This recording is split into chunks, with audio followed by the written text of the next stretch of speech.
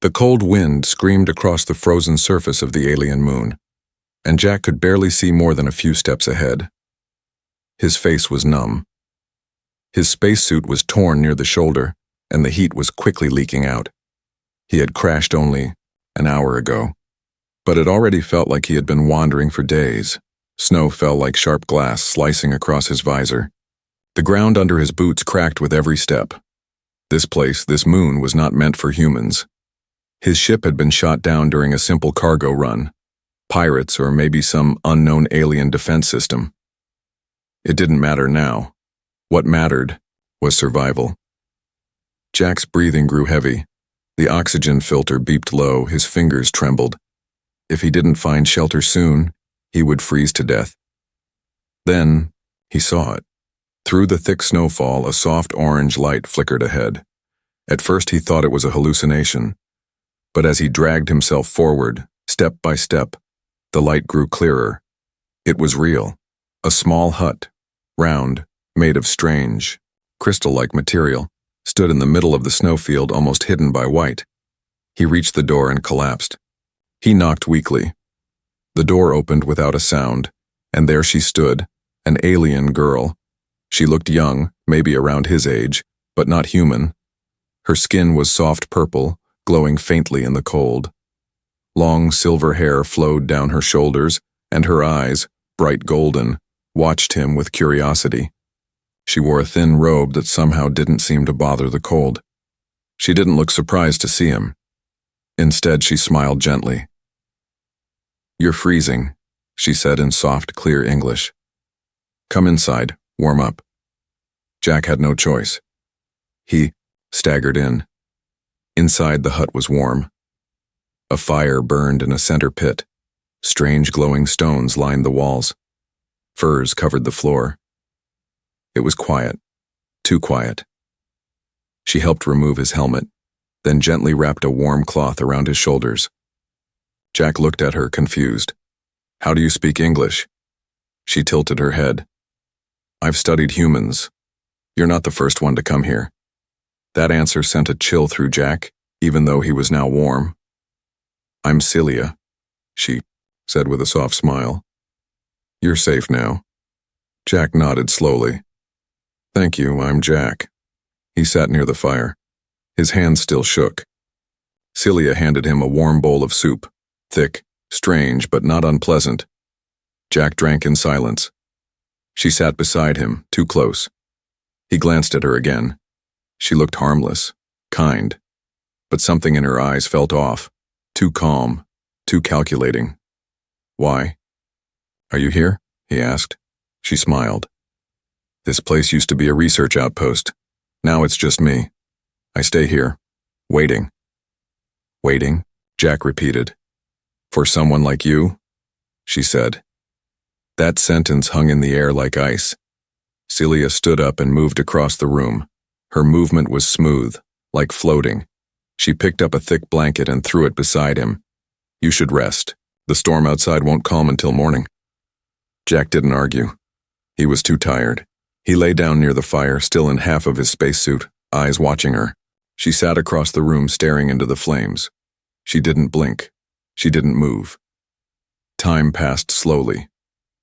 Jack drifted between sleep and wakefulness. Then, just before he lost consciousness, he saw something. Celia's reflection in the fire. Had no pupils. Jack woke up with a jolt. The fire had died down, leaving only soft orange embers. His back was warm from the blanket Celia had given him, but his chest felt cold, like something had touched him. He looked around. The room was quiet. Too quiet. Celia was still sitting across the hut, exactly where she had been hours ago. She hadn't moved an inch. Her golden eyes were wide open, staring at him, unblinking. Jack sat up slowly. "Did you sleep at all?" Celia's head tilted, almost like a curious animal. "I don't need sleep like you do. I watched over you." The way she said it didn't sound comforting. It sounded more like she had been studying him, watching him like an experiment. Jack tried to smile, brushing off the chill crawling up his spine. "Well, thanks, I guess." She stood now, fluidly, almost as if gravity didn't pull on her the same way. Her robe swayed around her legs. She moved to a small shelf carved into the wall and brought back a piece of fruit, glowing faint blue, and handed it to him. "You'll need energy if you want to leave." Jack frowned. "You think I'm going to leave?" "You all try," she replied softly. At first, Jack bit into the fruit. It was sweet.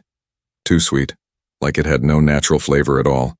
It reminded him of artificial candy from Earth. It made his mouth tingle. "You said others have come here before," Jack asked carefully. "Where are they now?" Celia sat again, crossing her legs slowly. "Gone." "Gone where?" She didn't answer immediately. Her fingers ran along a carved symbol in the floor, something circular with lines pointing outward like claws. "Some left," she said. "Some stayed. Some became part of this place." Jack didn't like that answer. Not at all. He stood up and looked around the hut more carefully. The walls were covered in symbols, not just decoration, rituals, warnings, or maybe stories. One carving caught his eye. It showed a human-shaped figure standing inside a circle. Around him were alien shapes, some similar to Celia, some monstrous. The human had something glowing in his chest. A light. Or maybe a flame. And below the carving, in a different material, was a small broken dog tag. Jack leaned closer and touched it.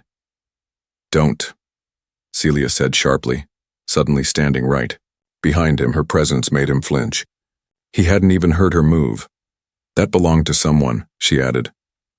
"Long ago." Jack turned toward her. "What happened to him?" She stared at him for a long moment, her voice suddenly soft. "He stayed." Before Jack could ask more, she turned away and picked up a strange musical instrument, a hollow tube with vibrating threads. She began to play it, and the sound filled the hut with a low, haunting melody. Jack sat back down, watching her fingers move. But his eyes kept drifting toward the carving, toward the dog tag, toward the symbol in the floor that looked like a trap. The hut was warm, the fire returned, the food was good. And Celia, she was beautiful and kind. But this place wasn't right. It wasn't a home. It was a cage with silk walls. Jack waited until Celia left the hut. She said she was going to fetch more firewood from the nearby ridge. Jack smiled and nodded, but the moment the door closed behind her, his calm face vanished. He had barely slept the night before. Something about Celia was wrong. Too perfect, too practiced. Her hut looked like a cozy shelter, but Jack couldn't shake the feeling that it had been built for a purpose. And not just survival. Now was his chance to look around. He moved quickly, searching the walls again.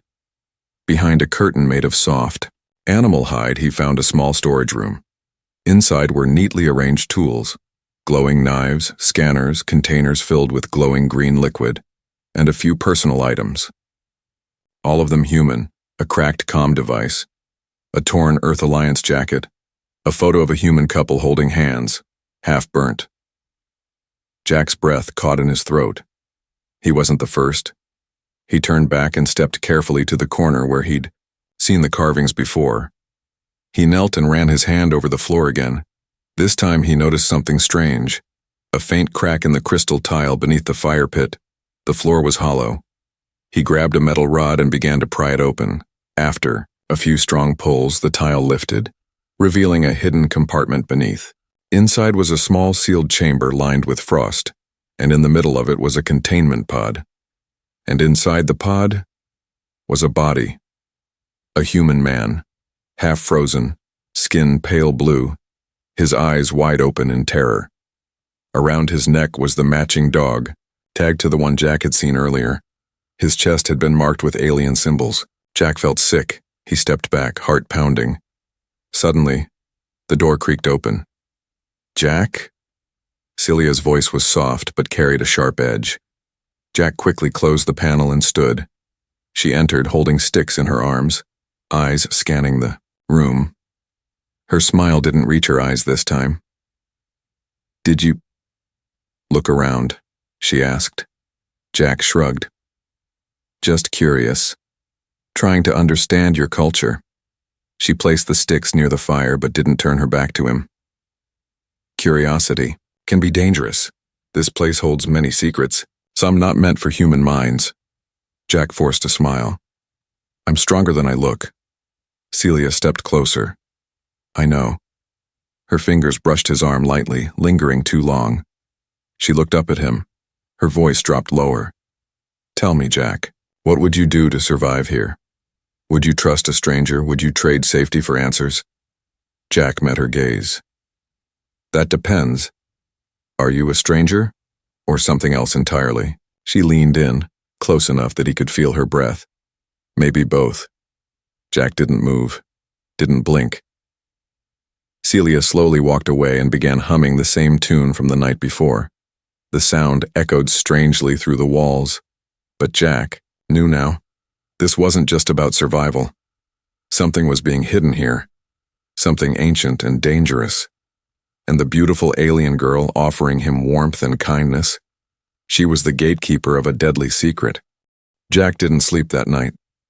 He lay beside the fire with his eyes closed, but his ears were wide open. He could hear Celia moving softly around the hut, almost like she was dancing in the dark. Her steps were too light. Her breathing was too calm. She was watching him. Again. By the time the first rays of pale light touched the icy horizon outside, Celia spoke. You should clean yourself, she said, her voice smooth like honey. There's a hot spring nearby. It will refresh you. Jack sat up, cautious. And you'll show me the way? Her smile widened. I'll join you. She handed him a cloak, darker than the one before, lined with fur and strange symbols stitched in silver thread. Jack didn't argue. He needed to. See what was outside this hut? They walked through the snow, but Celia didn't shiver once. The wind howled around them, but she walked as if she owned the storm. After 10 minutes, the snow cleared and Jack saw the spring. Steam rose from a glowing pool of crystal blue water. Around the edges were smooth stones, each carved with alien markings. Jack removed his outer layers and stepped in slowly. The water was warm, soothing, but he didn't relax. Celia entered on the other side, letting her robe drop. Jack turned his head quickly, trying not to stare. But she watched him.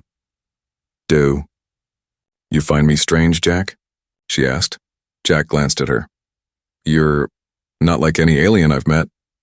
She moved closer in the water, her eyes glowing gently. You're not like any human I've met either. Most scream, or beg. You don't?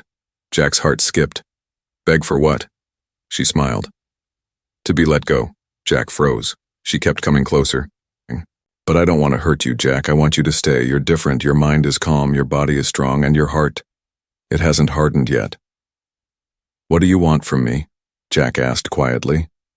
She stopped inches from him, the steam swirling around her face. A bond, Jack stared.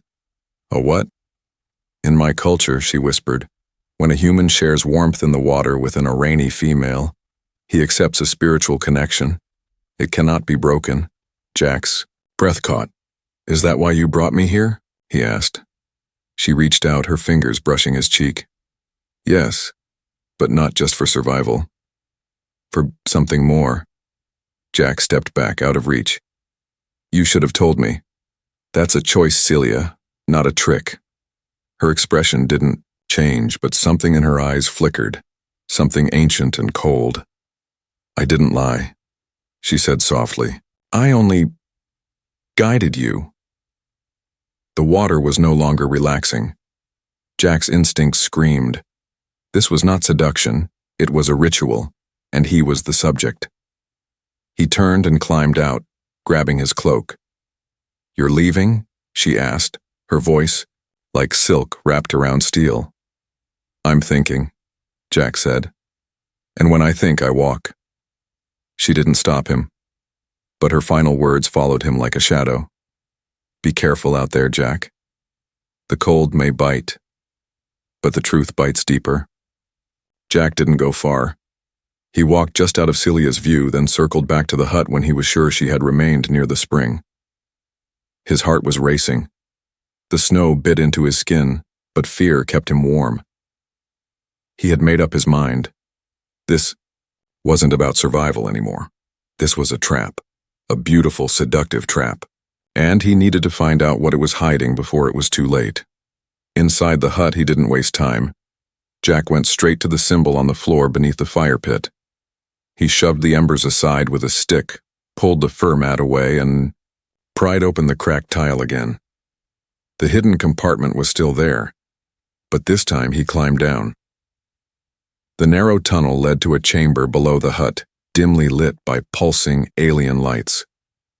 The walls were covered in murals, strange moving images like holographic shadows. They showed human figures, being welcomed, touched, drained, not killed, but used. And then he saw them, pods, 5 of them.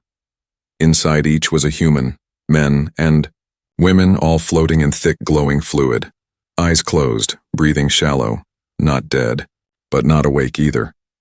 Their bodies had strange marks glowing under their skin, symbols that looked like binding runes.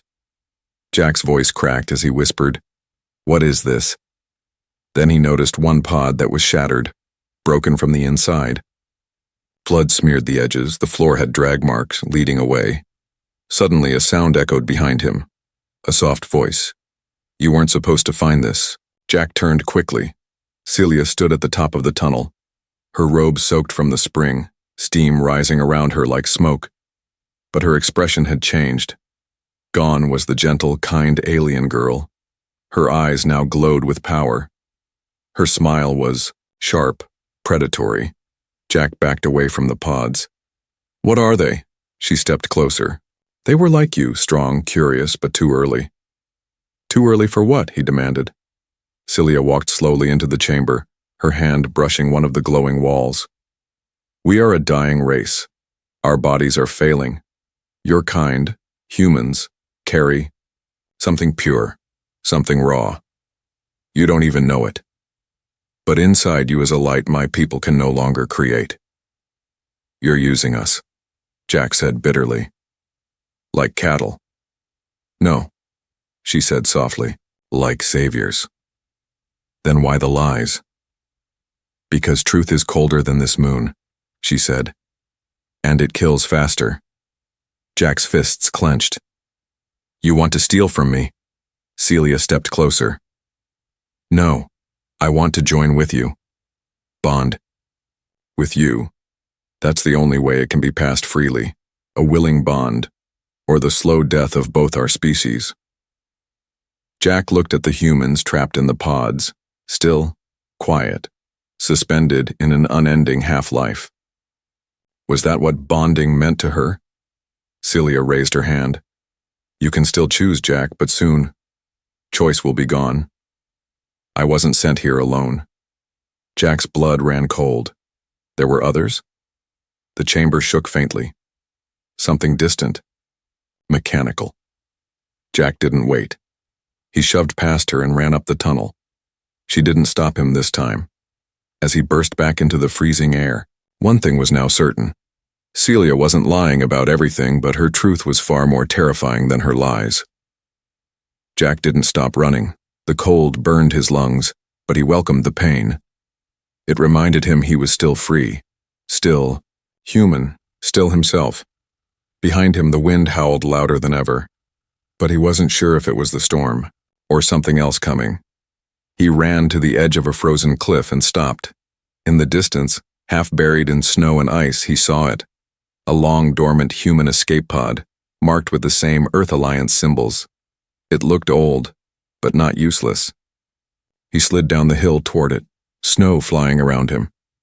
Jack ripped open the pod's emergency panel. The interface was cracked, half frozen, but when he forced a restart command, the power flickered. Weak, but alive. Then a voice spoke behind him. "You shouldn't have gone below." Jack spun around, breathing hard. Celia stood on the ridge, but she wasn't alone anymore. 2 more figures stepped out of the storm behind her, taller, broader, draped in robes made of the same strange silk. Their eyes glowed brighter than hers. Their bodies shimmered with energy. Male Orani. Jack stood his ground. You're not here to ask any more, are you? He said coldly. Celia didn't answer. One of the males spoke. You were chosen. The bond must be completed. Jack looked at the broken escape pod, then at them. I don't bond with parasites. The male's face tightened. Then you die with your purity. They moved fast, inhumanly fast. Jack barely rolled aside as a beam of energy scorched the snow where he stood. He grabbed a broken panel from the pod and used it as a shield, ducking behind a chunk of ice. Another blast shattered the ice above him. He needed a weapon. Something. Anything. His hand found a flare gun in the pod's emergency kit. One shot. No second chances. He peeked around and fired. The flare slammed into the male Orani's chest and ignited. The creature screamed, fire ripping across its robe, but the other lunged forward. Jack dropped the gun, pulled a frozen antenna pole from the wreck and struck hard. The blow connected and the creature fell back, dazed. But Celia didn't attack. She just watched. Even now, in the middle of battle, her face was unreadable. Almost sad. Jack aimed the broken flare casing at her. You could have told me. You could have asked. Celia stepped forward slowly. Would you have said yes? Jack hesitated. Maybe, if you hadn't lied. She looked down. Then I failed. A silent moment passed between them. The snow began to fall harder. Then Celia raised her hand, not in attack but in surrender. Run, Jack, leave this moon, you were right. This place is not for your kind. The other Orani stirred and growled behind her, but she turned and shouted in their tongue, words filled with power and pain. They stopped. Jack didn't waste time. He jumped into the pod and hit the emergency launch. As the engines coughed to life, he looked out the cracked window one last time. Celia stood, alone in the snow, her glowing eyes dimmer now, watching him go. The escape pod shuddered as it broke through the upper atmosphere of the frozen moon. Alarms blared. Sparks flew from the old console. Jack's body was sore, bruised, but he was alive. He looked back through the small rear viewport. The planet grew smaller, its white surface fading into darkness. And with it, the image of her, Celia. Jack should have felt relief, victory, but all he felt was an ache in his chest. She could have killed him. She didn't. She could have let the others take him. She stopped them. He stared at the blinking control panel. Fuel, low. Navigation, offline. But orbit had been achieved. A signal had gone out. A rescue ship would hear it. He leaned back, closed his eyes, and that's when he heard it. A soft hum, coming from the storage compartment behind him. Jack sat up quickly, pulled the panel open, and froze. Inside was a small glowing orb, floating, alive, pulsing with golden light, like her eyes, and beside it, a message etched into a piece of alien crystal, in English. You left too soon, Jack, but I gave you something to remember me. When the stars call, you'll feel me near. If you choose to return, this will show you the way. His hand trembled as he touched the orb. It felt warm, like her fingers had felt. Jack stared out into the stars. She had given him a choice, a real one this time. She hadn't just wanted to bond. She had wanted to be understood. And now, a part of her traveled with him. Maybe someday he would return, not as prey, not as a tool, but as someone willing to listen. But for now, Jack closed his eyes and let the stars carry him home, a home that suddenly felt farther away than ever.